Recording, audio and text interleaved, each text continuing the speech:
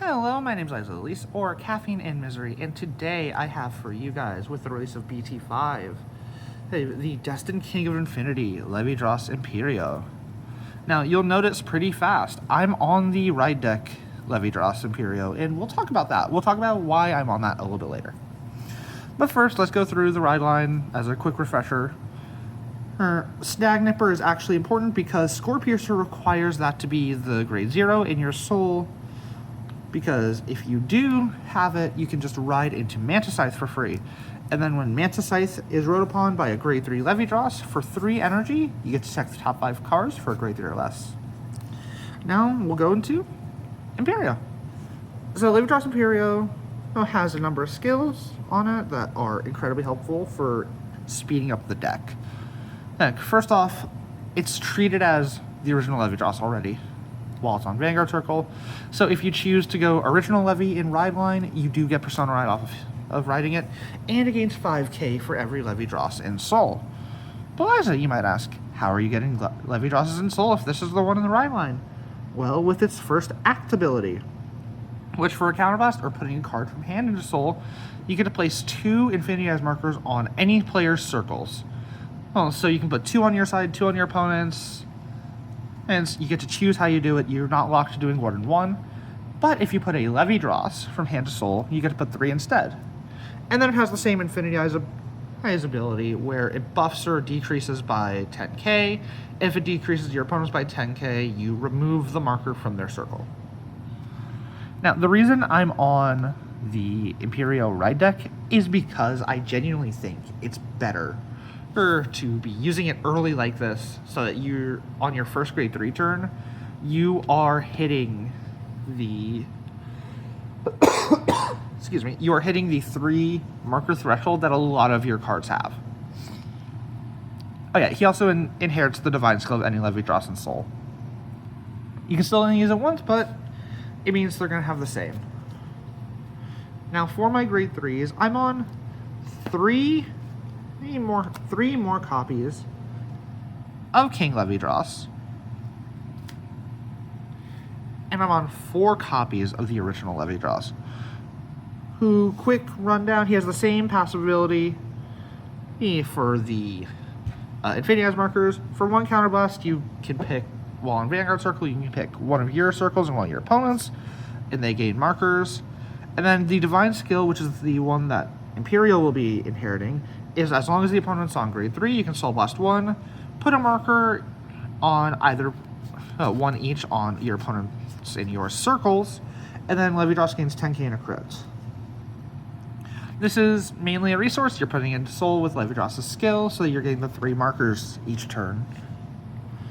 And along with that, we're on 4 copies of Knight of Formosity Charmnets, who in drop, as long as you have at least 3 markers, again, another reason to be on the ride deck Empireo, you can Soul Blast 1 to call her as long as you don't have another copy on Rearguard Circle.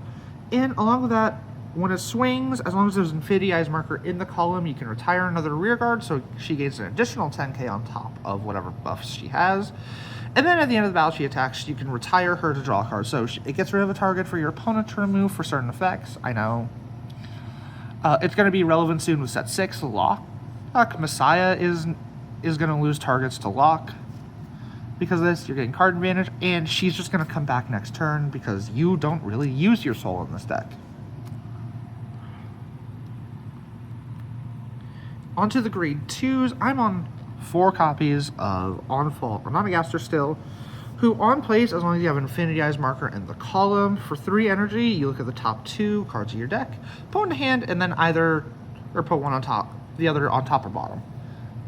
And then he gains 5k for the turn, and as long as you have 3 markers, again, same threshold, well, he can attack from the back row, as long as there's not another one in the back, and he gains another 5k, bringing him to a minimum 15 on your turn.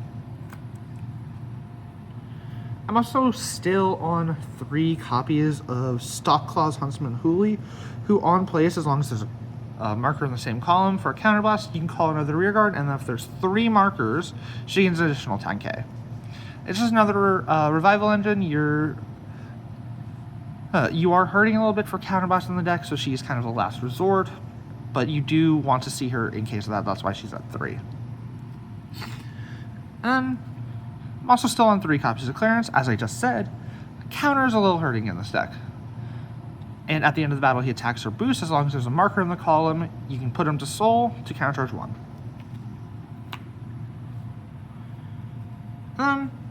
3 copies of Foxhole, which is the 15k booster for Levidras. So he has the +5 whenever he boosts. And then, when he attacks, when he boosts, as long as your opponent's rearguard circle has a marker, or for 1 counterblast, you can select one of your back row rearguards. It gains 10k and can attack from the back row, which lets you set up for 5 attacks, including the Anatagaster here. And then I'm on 4 perfect guards, as always. You just always need your perfect guards. It's pretty simple. I am on a small order package this time around. It's much smaller than the last one I did. I'm not doing nearly as many orders. And that's mainly due to space and the fact that I'm on 11 main deck grade 3 rear guards.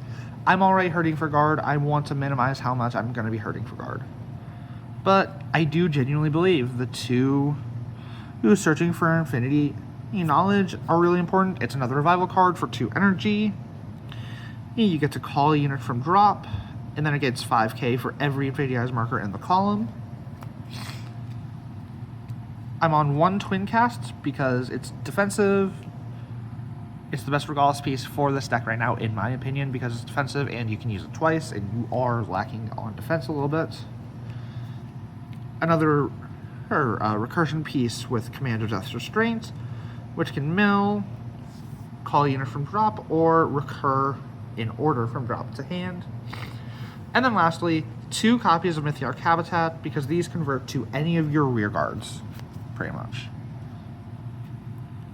And then for triggers, I am on 8 critical triggers. It's just a hodgepodge of like whatever I had. You don't really need to be on specific. You don't really need to be on the soul crits or anything, so it doesn't matter if you just only have 1, if you have a bunch of them. I'm on 3 copies of Frenzied Heiress front trigger, because you're always swinging first with your Vanguard, you're always swinging big, too. So putting more pressure on your multi-attacks so that they're using more guard is very helpful. I'm on 4 heal triggers. Just the regular heals, no effect heals this time around. And then, lastly, I'm on Bless Favor.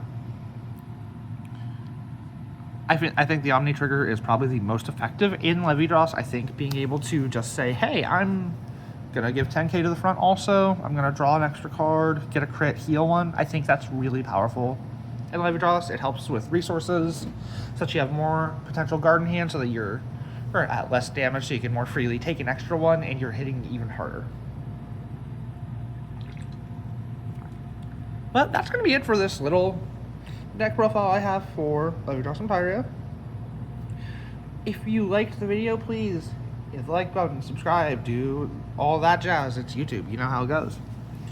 And I hope you guys have a great rest of your day. Ciao.